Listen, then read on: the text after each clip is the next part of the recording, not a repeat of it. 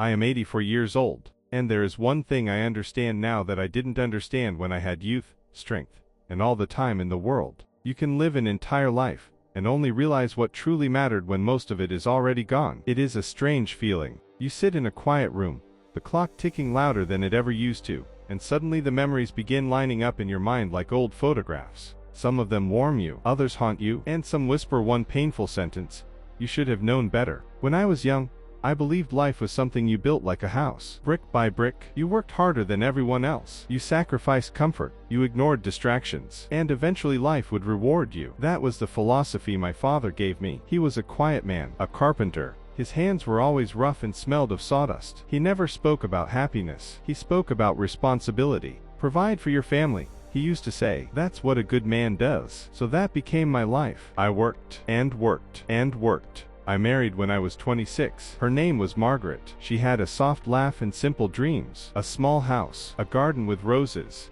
dinners where the family sat together, and a husband who sat beside her in the evening. At the time, I believed I would be that husband, but looking back now, I realize something painful. I was there, but not really there. When our son Daniel was born, something changed inside me. Suddenly I felt responsible not just for myself, but for someone else's future. And that responsibility pushed me deeper into work. Long hours, late nights, more promotions, less time at home. Margaret never complained. When I came home late, she told the children, "Dad is working hard for us." But slowly, I began missing things. School events, family dinners, small moments that only happen once. Whenever Margaret asked if I could spend more time at home, I gave the same answer: later. At the time, that word sounded reasonable, but I didn't know yet that it would become the most dangerous word in my life. Years passed quickly. Daniel grew up. Emily was born. Eventually our children left home and built lives of their own. Then one day I retired. I thought that finally meant life would begin. But a few weeks later I visited Daniel. We sat together at his kitchen table. After a long silence I asked him, "Were you angry with me when you were growing up?" He looked surprised. Then he said something I will never forget: "I wasn't angry. I just got used to not expecting much time from you." Those words stayed with me. Children rarely stop needing their parents. They simply stop showing it. On the drive home that day, I began to realize something painful. I had spent most of my life preparing for life, but life had already been happening while I was preparing. After that conversation, I started taking long walks. During those walks, certain truths slowly became clear. The first lesson was about time. Time feels endless when you are young, but when you look back, decades collapse into memories. Even 84 years does not feel long. The second lesson was about presence. Children remember presence more than provision. They remember who listened, who noticed, who was there. I had provided many things for my family, but presence was not always one of them.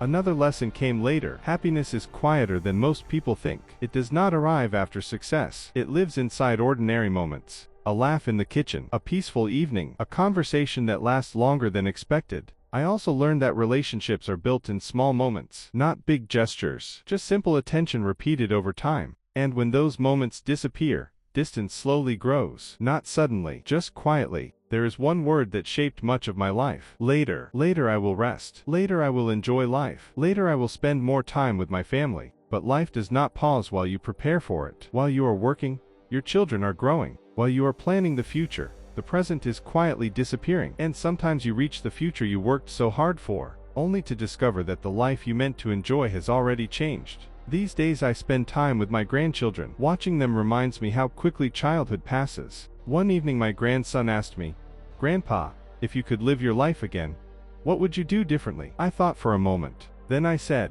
"I would slow down, because slowing down would have changed everything." If you are listening to this now, you still have something I have much less of: time. Enough time to notice what truly matters. Enough time to sit with the people you love. Enough time to live the moments that will one day become your memories. Life is not waiting somewhere in the future. Life is happening right now. And one day, if you are fortunate enough to grow old, you will realize something simple. The days you thought were ordinary were actually the most important ones. Take care of them. They are your life.